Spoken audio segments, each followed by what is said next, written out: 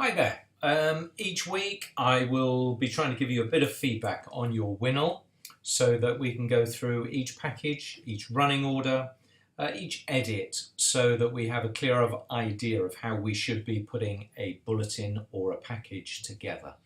Well done to get your first one out. I know you've been helped by those more experienced than others, but if I can go through these, just give you a little idea of what is needed, what is sort of right, what are some good ideas on this, and where you need a little bit of help, then hopefully this will aid you as you try to become the reporters, the producers, whatever you want to be, the presenters as time goes on. Jonathan, well done for sitting in the studio and being the first one to do it. I know you feel and look actually very comfortable when you're in there. Clearly there are a couple of issues with auto cue, but always have your script with you and carry on reading from that script. If auto cue goes down, that's what it's there for. And the other thing is, I felt that all the links were too short. It was like one line and somebody reports. That's something we've got to develop. I think you look at the way any bulletin that is put together, don't necessarily look at ITN's News at 10, but look at the BBC, because News at 10 for ITV is very, very different style, but more like their 6:30. Look at that bulletin, look at your local bulletins. You're usually getting 2 or 3 sentences before you go into your package, because it is telling bit parts of the story. When you work in newspapers, I was always told at the beginning you can almost tell your story in the first 3 paragraphs. It's what we call A, B, C. So it's 3 thoughts going through. So your first paragraph is A, second paragraph B, third paragraph C, and then A starts the story again. So it was the ABCA model. And actually, you know, if you're writing an intro into a package, you could use that as a little model of how to help you into the package that follows. So let's have a look at this.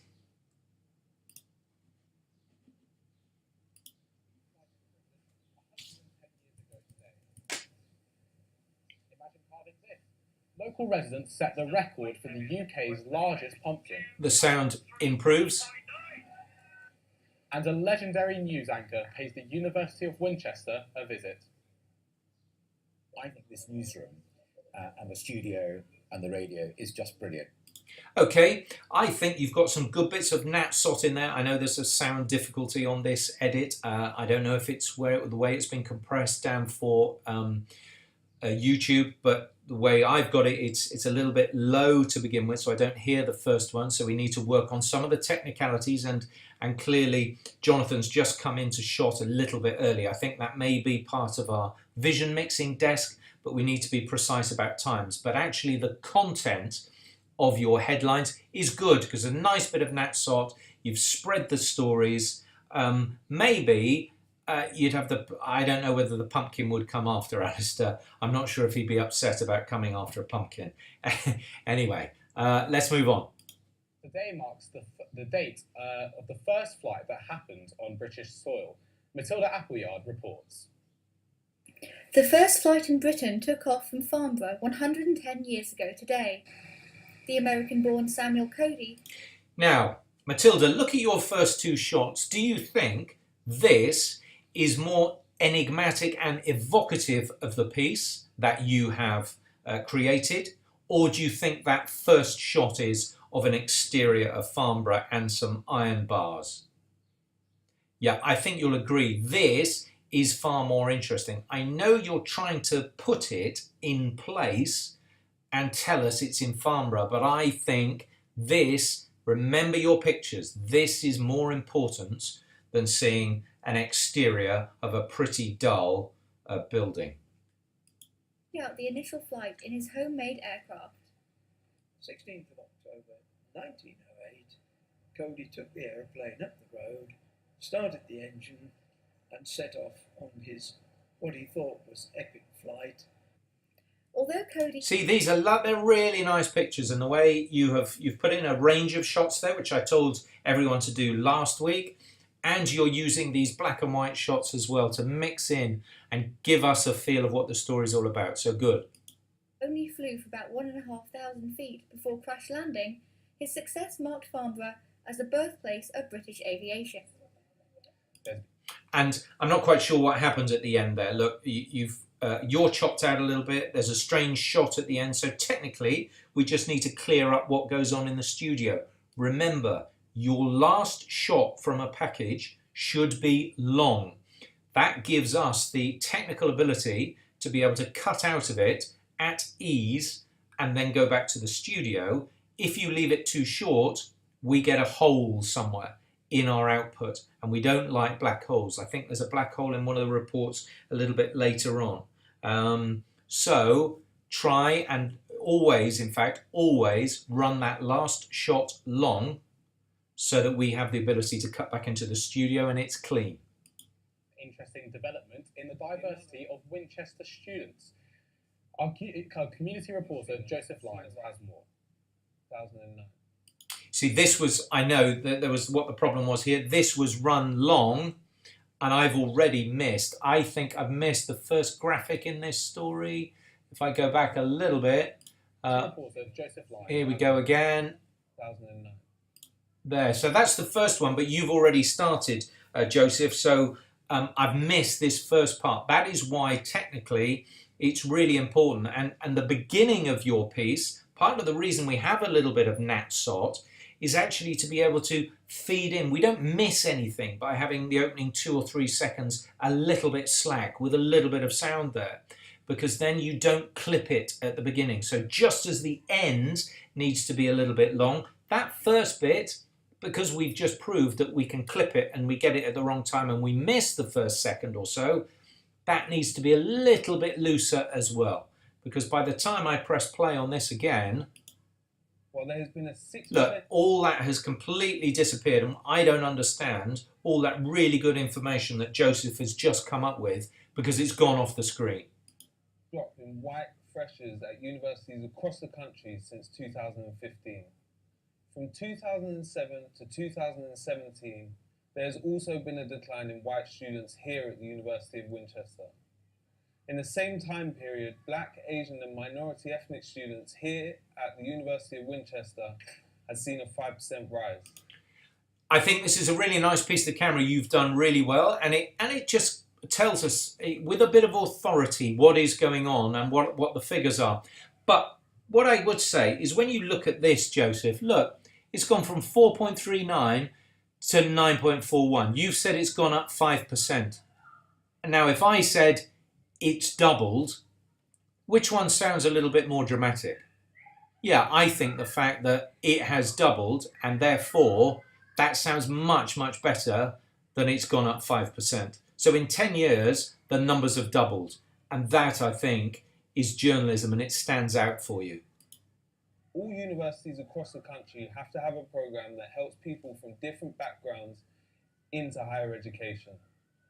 Widening participation, or as it's more often now known, is really nicely shot. Remember your rule of thirds. For those who haven't had the rule of thirds, I'll try and post something for there. But look, if you split your screen into 3 that way and 3 this way, so you've actually got 9 squares there. But your predominant lines here, 1, 2. So this is perfectly framed. She's looking this way out of shot, and you've got all this space that she's looking into, and it's really nicely framed. You've got a bit of depth of focus on there, so this is all out of focus.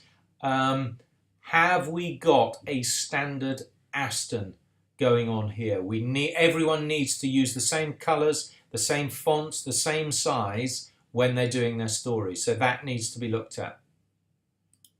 Access and participation is about increasing the number of young people and mature students from underrepresented backgrounds into and through higher education. It also makes a big difference to the university community, so that it's not all one type. That cutaway, absolutely fine. Use it. I know you've covered an edit there because the sound is a little bit harsh, but it's a good grab and it's a very simple device. University student, there's lots of different types of university students to learn off of each other. It really brings a bit of diversity to the university community. I can see how certain minorities, certain people of colour can say that they don't. Be careful here. What's slightly different here, so remember your rule of thirds goes this way on the horizontal line as well. And she doesn't hit one of those, so she's very much in the middle of this picture. Her eyes are in the middle. And actually, her eyes should be up here, really, on if we're using this rule of thirds. So just need to tilt down a bit so that she fills more of this part of the screen rather than this central part of the screen. And one other thing, she's looking exactly the same way that your other interviewee did. I think it might be better to have her this side looking out this way. That they're going to get the grades and they feel like they're not going to be accepted. And Joseph, during your interview, don't say yes. Don't go yeah. Even though you're encouraging someone to talk, and that's very good as part of an interviewing technique, just nod, okay? Just keep nod and look enthusiastic. Don't say anything, otherwise we are going to hear it. Sense if they go in, but I think there's also people who are kind of, they want to attain the goals that they've set for themselves because they want what's best for them in life, in a sense. And I think university can help with that. Joseph Lyons, Winchester News Online. Okay, and what I also don't like is coming off a grab like that and then signing off. I think it's better to have a line out, you complete the story then, before you do your payoff. So I really like this story. I think you've obviously found it yourself. You've researched it. You've got the stats. But let's round off that story so you've told the whole thing. The University of Winchester is raising awareness with Go Green Week. Larissa Patience reports.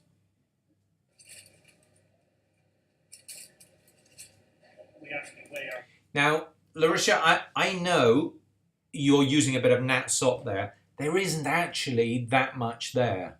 So don't dwell on something that isn't there. And I know I've said Nat Sot at the beginning, let's hear some sound, let's get the atmosphere. There isn't that much there. So just leave it a little pause so we don't clip it, like I said earlier, and then go.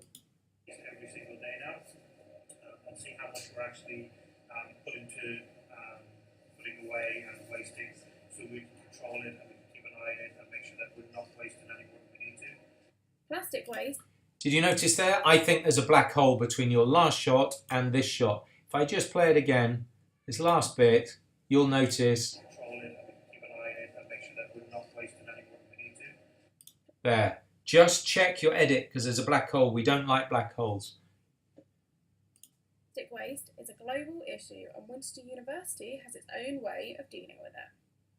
Go Green Week is 7 days of action-packed fun and activities around sustainability. So we've got conservation work day on Saturday. Today we've got a student show without any electricity. We've also got a bake sale tomorrow and a clothes swap, so you can bring in your clothes and switch them for other clothes. And we've also got lots of other activities and stores, so you can come and get information about sustainability.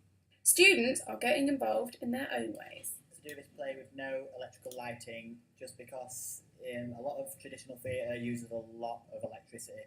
When I say a lot, I mean a lot. It's usually about 4 times the usual house. We're going to work out how much electricity we use tonight. We're going to try and make, each year I do a performance which uses no electricity of lighting of any sort. I really like this. I think it's a good interview. I think the previous one is a good interview. I think he just needs to turn slightly, moving this shoulder forward so that he is looking more this way. But actually that framing is quite nice. It works. And this is a really good story. Ensure that we can start making a difference in theatre into the environment as well. Go Green Week continues until the 20th of October. Larissa Patience, Winchester News Online. Larissa, just going back to that last shot, the 3 shots you've got of this guy, one is like this, one is a tight of the 2 the salads, but you've shot it all from exactly the same spot. So you've given me no variety. So think about all the different shots that you can use. When you look at Joseph's story that comes next, look at the range of shots that he has used and the sequence that he goes on to use. Continues until the 20th of October. Larissa Patience, Winchester News Online. Now, most of us enjoy a well-made coffee, and there's certainly no shortages of places to get one in Winchester. But can takeaway cups be effectively recycled locally? Joseph Shaw reports. See, that's a much better link, because you've led us into it. So it's much better. I wouldn't have started again with an exterior because I think your next shot, Joseph, is really good. That with a bit of nat sot, bit more, a bit more froth going on. Very good. In Winchester is growing, with new cafes popping up all over town. Good shots. Most serve coffee to go, but how easily can takeaway cups be recycled? There are a small number of specialist coffee cup recycling facilities here in the UK. Coffee cups are generally made with paper on the outside and a plastic lining inside to hold your hot drink, but that lining also makes them hard to recycle. Or you can get a compostable coffee cup made completely from plant-based materials. See, that is such a good piece to camera. Really good, really well explained, and I love the way it's framed, that you just bring them in and then out, and then here comes the next one. Really nicely done. Winchester Coffee Festival. A local councillor was there to share his thoughts on the issue. The university has these amazing reusable coffee cups made up. Again, we've got a different style here, so we need to work on a house style of our Astons, these things, okay? Chewing gum, reused chewing gum. There's a fantastic one just down here with a great picture of Winchester on. It's more important, I think, that we all have reusable coffee cups rather than having cups that can be recycled. Councillor Jan Watt. Well done with bringing your sound all the way through there, but just at the end, it goes a little bit hard. You've just got to fade it out, dissolve it through.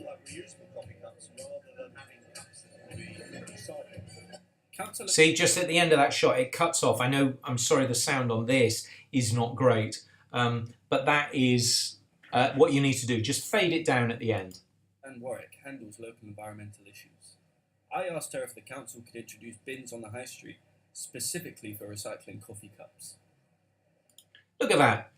3 shots. It's you walking into a building. Now, apart from the fact I would prefer her doing that shot rather than you, the fact that you've thought about it to do a little sequence rather than just a boring you walking in one shot is really, really good. A very nice sequence. You were here for the hat fair. They had... And you've just brought in Jan Warwick a little bit before the picture. So we hear her before we see her. And you've waited until the door closes. It's like a natural edit point. And you've done it. And that is perfectly. That's really good, subtle editing. Kind of quadruple bins everywhere. And they were see-through, so you could see what was in them. But I still saw banana skins in with the aluminium cans. So even when you've got pictures, and it couldn't be more obvious, I don't know what it is. I think people are getting better, but it's not in their DNA. I can't get my own husband to recycle, so if I can't do that, it's hard. So I think we just got to keep at it. With an estimated 99.75% of takeaway cups not being recycled, the onus is on the coffee drinking public to ensure that they carry a reusable cup or that their takeaway cup is properly disposed of. Joseph Shaw, Winchester News Online. I don't usually favour a second piece to camera, and that could have been done potentially through another piece of voiceover. But actually you've delivered it so well and it's moved very cleverly from the cups to you. So I really appreciate what you've tried to do in that piece and the quality of the picture and your inside really nicely balanced. So that technically a really good piece there. Have you ever seen a pumpkin that needs to be lifted by a crane? We join Cristiano Magelio at the Southampton Autumn Pumpkin Festival. Jonathan, this is where you change your look and you've got to have a smile on your face. This is a fun story, okay? So, yeah, lighten up for this bit. That is one giant pumpkin here at the Southampton Autumn Pumpkin Festival. It's a really nice start because it's so sort of not colloquial but friendly, all-consuming. It's really good. Of course, this giant pumpkin isn't the only pumpkin there, or even the only giant produce. I love the lilt in your voice here. It's really nice. You're reflecting what this story is about. The festival enjoyed its 20th anniversary. And you're right to go from the big tight of the pumpkins to this big wide scene. It's really nice. And however you've got that, whether you've gone up a cherry picker or something, or someone got it for you, really good shot.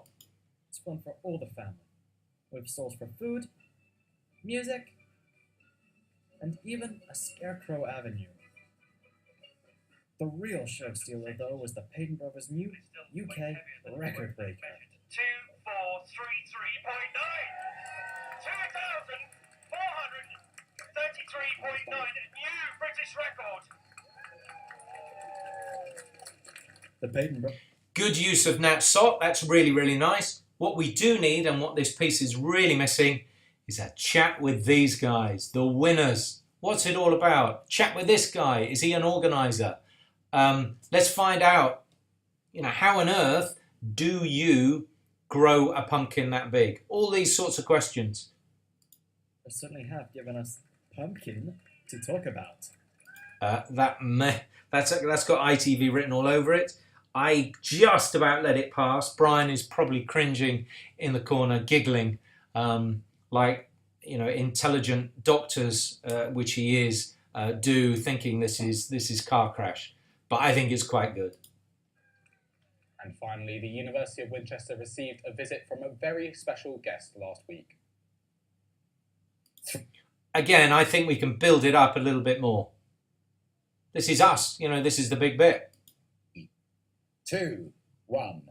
Way! Last week, legendary news anchor Alistair Stewart and the University of Winchester's Vice-Chancellor Joy Carter opened up our brand new newsroom. Alistair was very impressed with the facilities and how similar they are to ITN's. I think it's genuinely fantastic. What this university always gets right is practical application.